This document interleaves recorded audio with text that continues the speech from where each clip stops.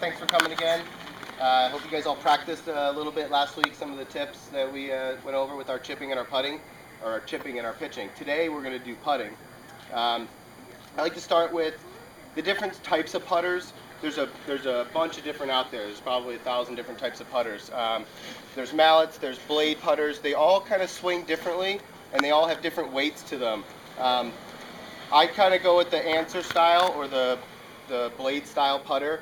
Also, the length of the putter is going to vary. I see them all over, from the belly putters, which they're going to start to outlaw soon, to 29 inches, I think, is probably the shortest you could go. I don't know, what is it, 28 or something like that?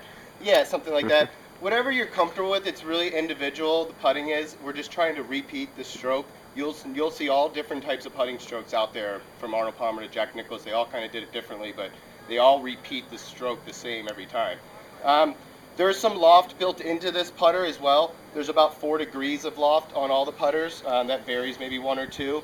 The reason that there's loft on the putter is while that ball's on the putting surface, it's in a little bit of a depression. So when we hit the ball, we need it to get up a little bit out of there. We don't want to put backspin on it or send it sailing, but just enough to get it off and roll it out of that little depression that we have there. Putting grip, I think all that, again, the feel is in the fingertips, so I'd like to have a lot of the fingers on here. I don't want to overlap or interlock or anything like that. I'd like to have as many of them as I can on there. And pressure-wise, I think on a scale of 1 to 10, I think Brant Snedeker said he's a -2. So really, really light pressure. Again, we want to not have so much tension in the forearms, and you can see it with a lot of players that they're all locked up in the shoulders and all locked up in the forearms.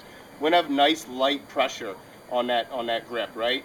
So we can allow it to swing. Almost like if our arms were kind of rope, right? We don't want to have real stiff. We want to let that club swing and not have any interrupted motion to it, right? Nice fluid motion to that putter stroke, right? Let's see, stance. I like to try to keep the ball centered in the middle of the stance, right? You don't want to have it too far back. You want to have it too far forward, right in the middle. Staticness, again, in the putting stroke. Everybody wants to stay so still, and I feel like they're trying to stay so still that they kind of lose the focus of making the putt. So I like to see, again, a little bit of foot waggle. And if you'll notice, some of the best putters, Payne Stewart, when he made that putt for the U.S. Open, you could see him. He kind of taps the putter a little bit right as he's about to hit it. He's kind of got it moving. Same with Stricker right now. He kind of gets the toe or the heel up in the air and gets the toe down. But you can see he's got a little foot and he's got a very little tap, and then he goes. Or that forward press that I like to use, or Phil Mickelson likes to use. That's almost the trigger to the swing. So when you got that little foot motion going, then you press it and then it goes, right? So there's not a lot of staticness in the putting stroke. There's not a lot of standing still.